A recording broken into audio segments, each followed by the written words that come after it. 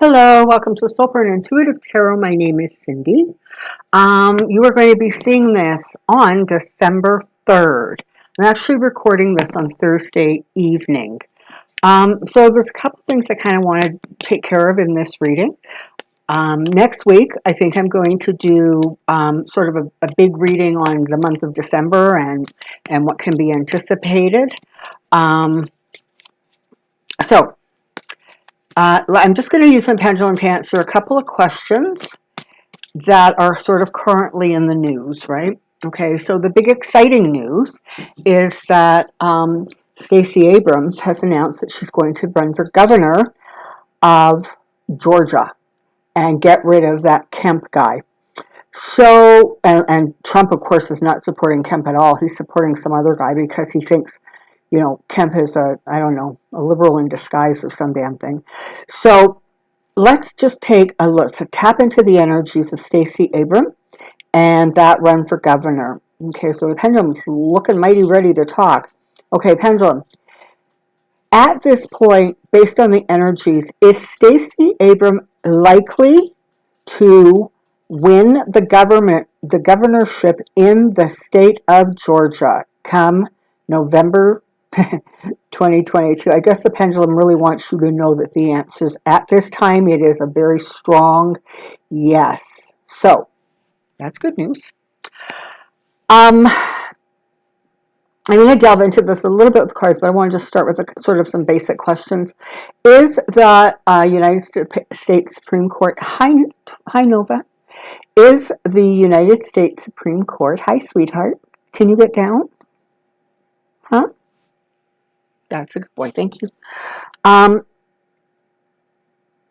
they going to, I guess, rule in favor of Mississippi? Whoop. Wow. Well, let's try that again, shall we? Are they going to rule in favor of Mississippi? Okay, that's a no. We're not. From my understanding, is we're not going to get the it's not a ruling. It's called something else. But anyways, it's not going to come out, I guess, until sometimes in the summer. Over the next several months, is there going to be a fair amount of sort of citizen pushback on this whole challenge to Roe versus Wade? Or Roe versus whoever it was. Yeah. Okay, so part of what's going to happen is it really feels like women and men are going to really start mobilizing and really, really pushing back hard. And we'll see what happens. Now, I know that I've asked this question before, and kind of the answer I got was sort of listen, even if they do that, even if they sort of look like they side with Mississippi, it doesn't feel like Mississippi's going to get everything they want, but that's ultimately going to end up getting reversed. So let's see what we can find out, shall we?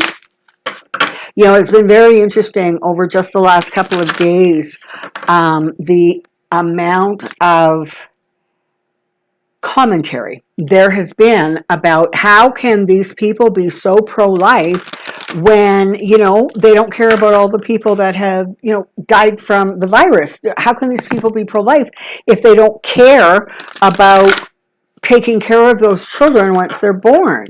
And that Amy Coney Barrett chick, I mean, honestly, well, can't they just give them up for adoption? That's why we have safe havens. Sure, absolutely. Let's make somebody who is not emotionally or physically capable of carrying a child to term, let's make her do that.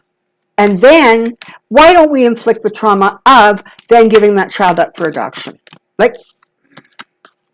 Some of these people's heads, I swear, are right up their butts. And that part of them that isn't up their butt is up somebody else's butt. Let's take a look at the, and I know that there's something that's supposed to be coming out with regarding the one in Texas. I don't know, for some reason I thought for some reason I thought there was going to be an answer on that sooner rather than later. So you know what I'm going to do? I'm going to look at, and the question I'm going to phrase is like, women's reproductive rights in the United States. What is that looking like going forward? I think that's the way to get the broadest answer, if you will. Come on down. I have a question. Okay, so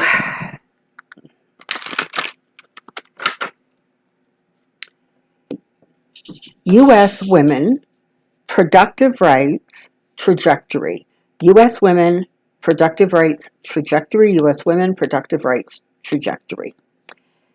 I know it's sad, really sad, that I have to identify it as the United States because, frankly, the United States is so far behind pretty much all other countries with the way they handle this.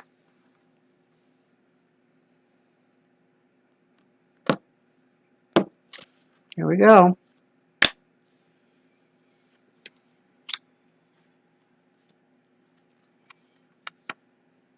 Okay. So,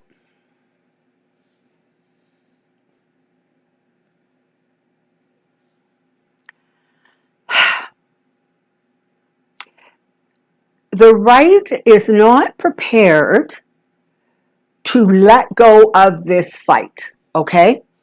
And it is going to take a across-the-board broad ruling in order to just kind of almost like for once and for all push back against this nonsense of overturning Roe. But the Republicans are not prepared to let go of this fight, in part because they understand that for some people, the abortion right is the defining issue when it comes to voting. And just like they need to gerrymander to win, well, they also need to stay on the right side of those people who, despite all appearances, generally speaking, claim that the right to life is more important than any other thing, okay? And so they're not going to pull back. And I think what's going to happen, there's going to, you know what? It's going to take, like well into the summer before they, kind of come to some conclusion here. And it feels very much like it's going to be like 6 of one and half a dozen of another. It doesn't feel like anybody's going to get exactly what they want. And more, it feels like, you know how when there's a really contentious issue, the Supreme Court will often make an incredibly narrow ruling, right? It's a ruling specifically and narrow to that particular case. They don't kind of do a broad sweep and say this is what it needs to be. And the problem is, in its own way, that the justices, I guess, they want Congress to deal with this. They don't want to have to deal with this, and Congress can't get it together to deal with this because it is so evenly split. So that's what I am seeing now. Now, I just got a question to ask, because I have said that I have seen certain justices not being in the court, sort of for the balance of the year. Pendulum, is that accurate? Are there going to be some established Supreme Court justices who are not going to be sitting in their seats by the end of, I guess, next year, the end of 2022?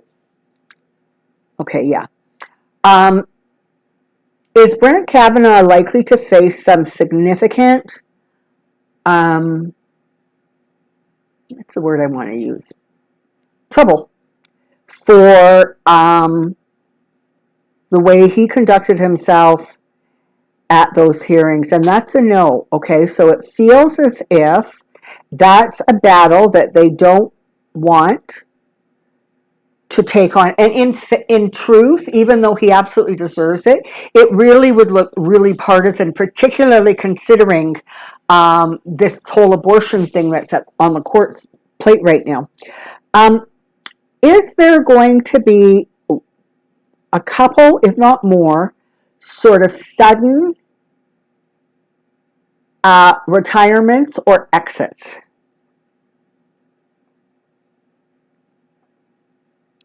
And will that in and of, that was a yes, I'm sorry.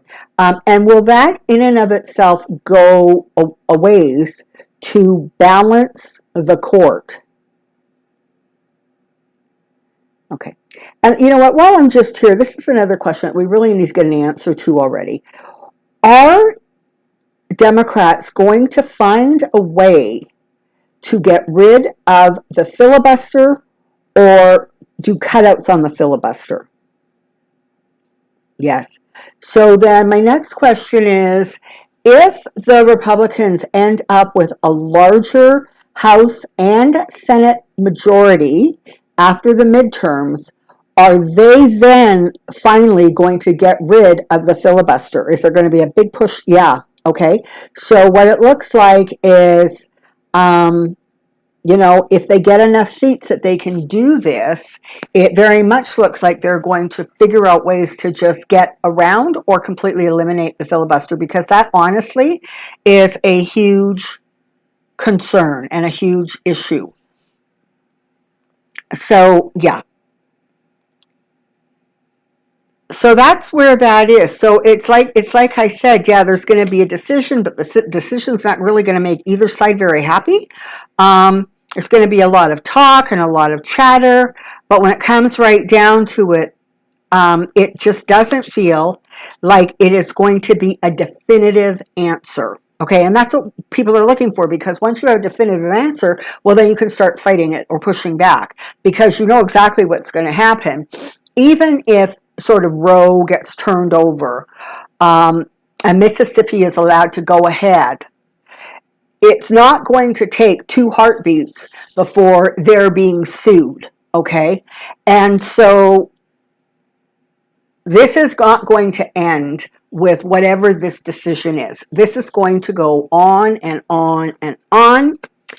And honestly, the Republicans are going to start feeling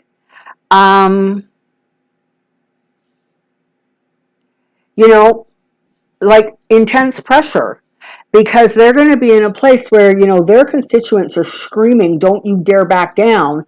And for many of them, it really is a matter of, do I get voted in or do I not? So they're not willing to negotiate on that. But it does feel as if, even in states that are red, okay, it very much feels like women there, by and large, are not amused.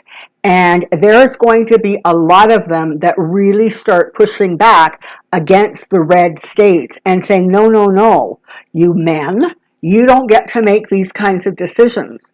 And so it feels like there's just going to be a lot more pushback, I think, than anybody is anticipating. And it's funny, because I kind of have a feeling that pushback is not going to start after the ruling. I feel like it's something that's going to get started, I don't know if now, but it feels like the springtime, where, people are going to really, really be kind of out to,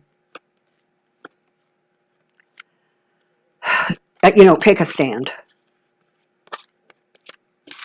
All right.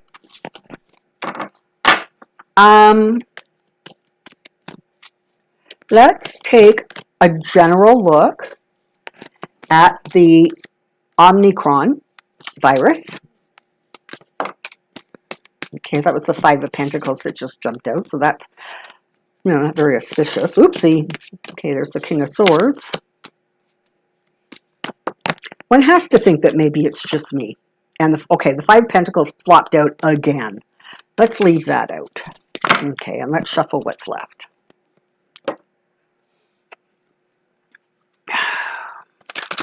So, just before I sat down to record this, the breaking news was that indeed they had found this virus in 5 states so far. I know there's California and New York, and I'm sorry I don't remember the rest of them.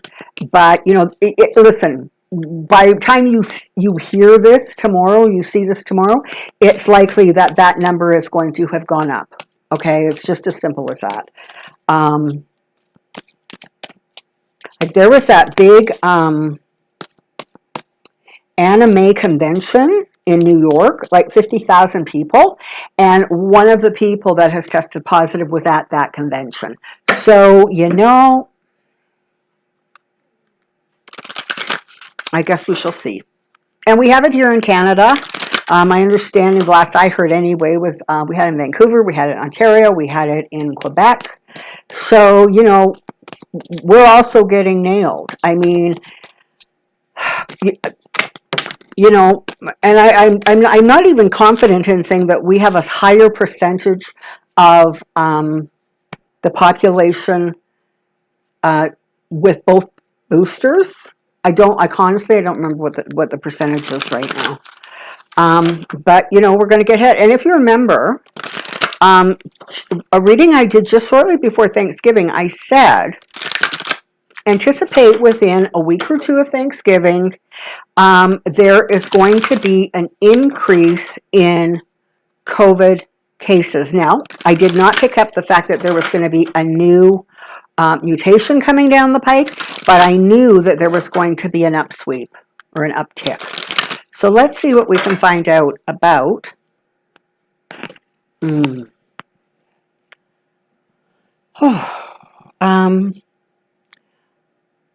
Omicron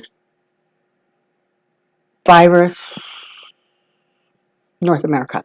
Omicron virus North America. Omicron virus North America. And I'm saying North America, but I'm probably going to, because North America includes Mexico, but just energetically and in terms of population, in terms of the way they're handling this thing, Canada and the United States feel that they're kind of a little bit more in sync.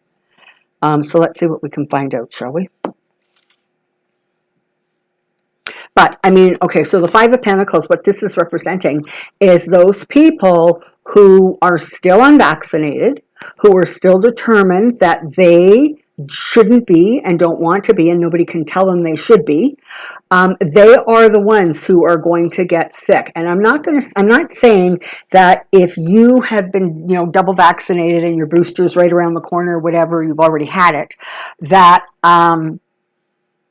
you're, completely immune.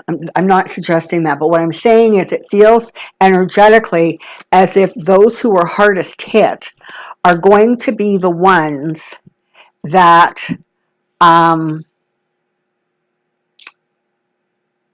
get the worst of it, I guess. And so look at this. This is super interesting, right? You've got both the 9 and the 10 of cups. And like, honestly, I have to tell you, if this was a reading for somebody, like a private reading, I would be hopping up and down and shouting yoo-hoo, because, those are really, really strong positive cards.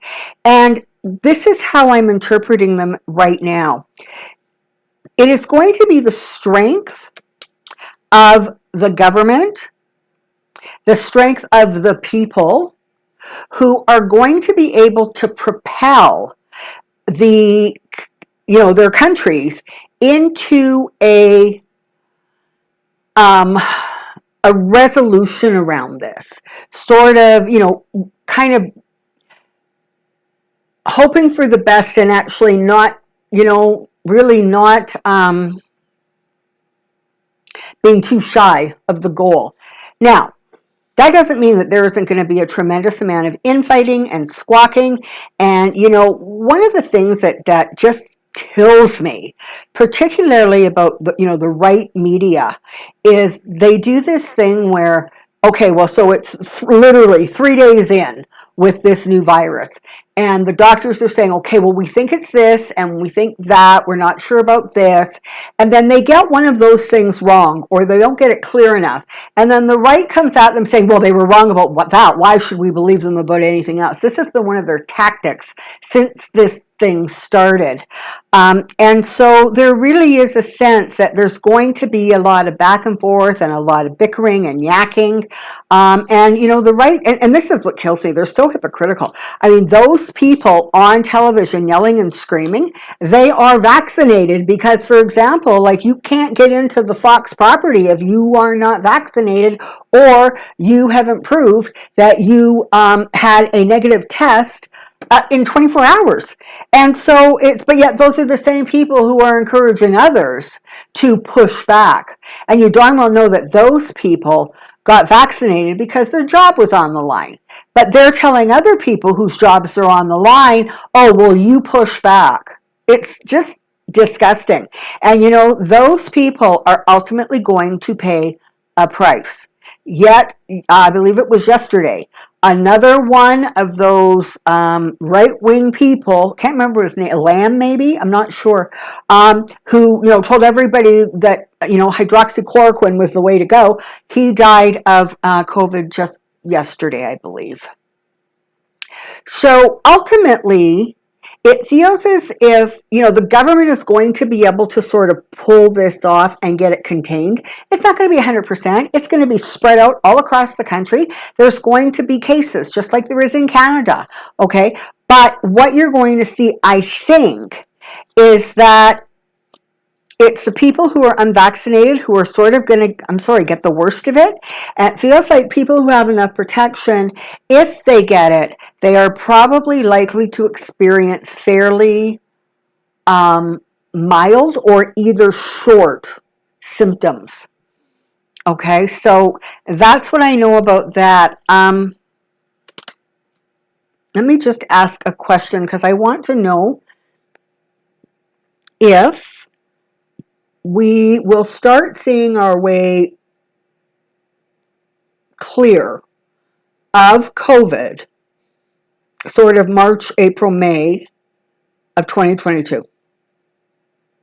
Yes. Okay. So that is consistent again with what I have been saying. And again, I don't think it's going to vanish. It's not.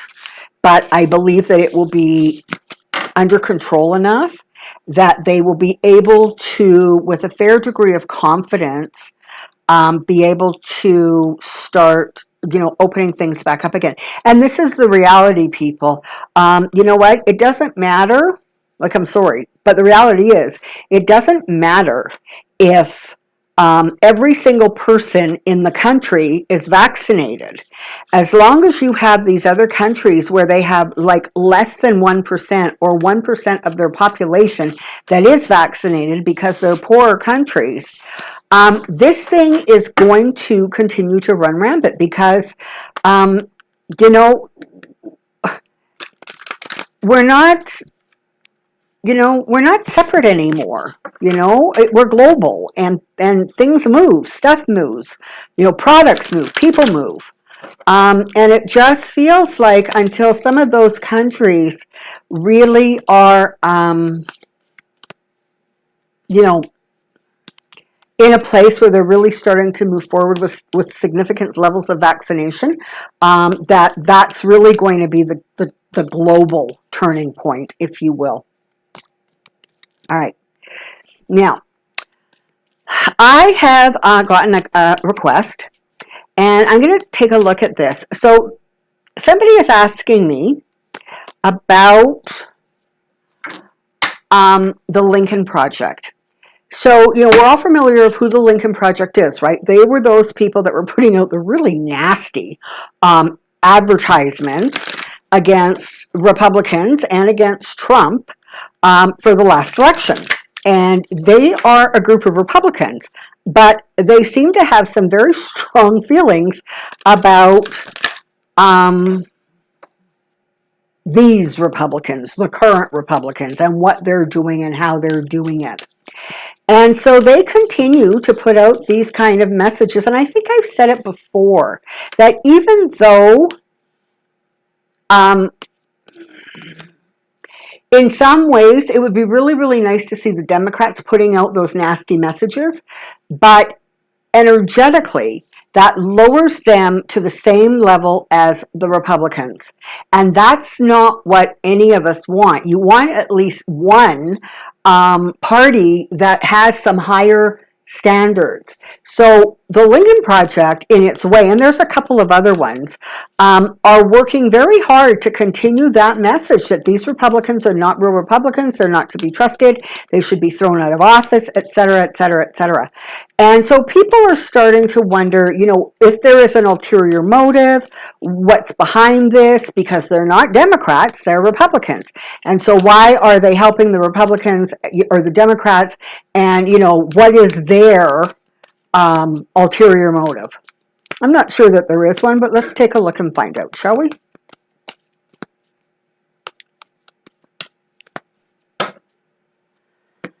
Okay.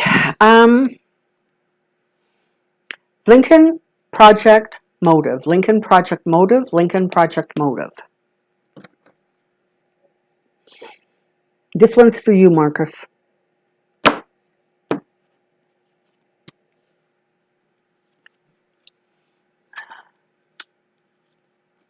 Okay. All right. So this is the thing. They are, for the most part, if I had to put a label on them, I would call them center Republicans. Okay? The vast majority of these people. They still believe a lot of the things that Republicans believe in, or used to believe in, I think, which was, smaller government, it's kind of hands off, let people do what people need to do, etc. I mean, whatever those Republican mantras are, okay? What the Lincoln Project is doing is they are going to continue this bombardment of messages, okay?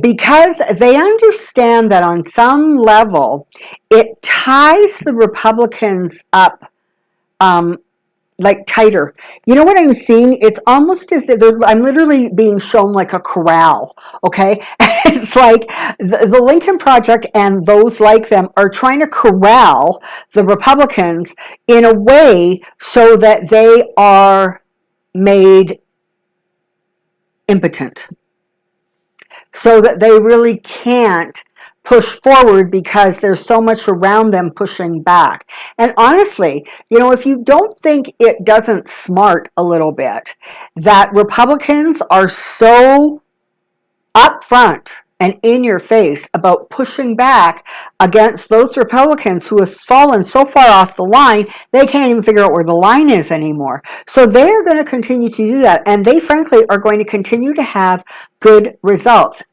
This is why, okay? So if anybody wants to know their motivation, this is what it is. They believe that in order for the country to function at its best, you need center-right Republicans and center-right Democrats. And then you need some outside of that who are a little bit more progressive, all right? But they don't like this right-wing stuff that's going on.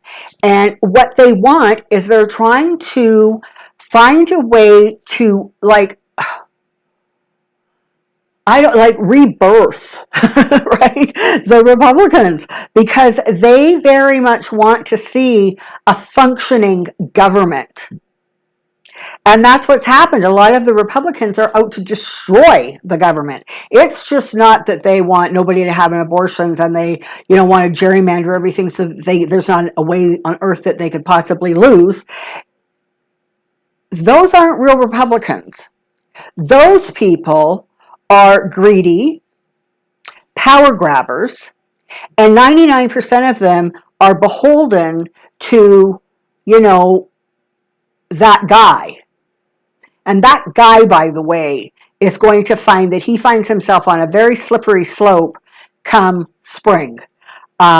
He's not going to have a good winter. Okay, it's going to be stressful. There's going to be, things that go against him every time he turns around. But it really feels like by spring, it's going to really start to take a toll on him. So what's going on with the Lincoln Project? Honestly, it looks like they are doing everything in their power to slow down the momentum of Republicans, to point out how twisted, frankly, they have become. And they want, there it is, they want two parties who can work together to build the strongest country possible. That is their motivation. And they're going to, it feels to me anyways, energetically, like they're going to keep right on going until they can get to a place where they feel that like some normalcy has been restored to the party, their party, the Republican Party. But it feels as if they are well aware of the fact that there really almost does need to be a rebirth of the party, because it's become so corrupted and so dark that it would be very hard to, I don't know, infuse it with enough light, okay? And not impossible, but in some ways it's better that there's sort of a bit of a clean slate, okay? So that is what I'm getting for the Lincoln Project. I'm not seeing anything sinister at all. It feels very, yeah, they just are trying to bring the Republicans down. And they're going to do whatever they can to do that, to corral them, to get them in one place so that they no longer have kind of, I guess, the power or the voice that they have when they're spread out all around a country, right? Because you're watching two or three of the top, egregious people, but there's like 400, who are almost as bad, but they're not getting paid attention to. It's like that kind of an energy.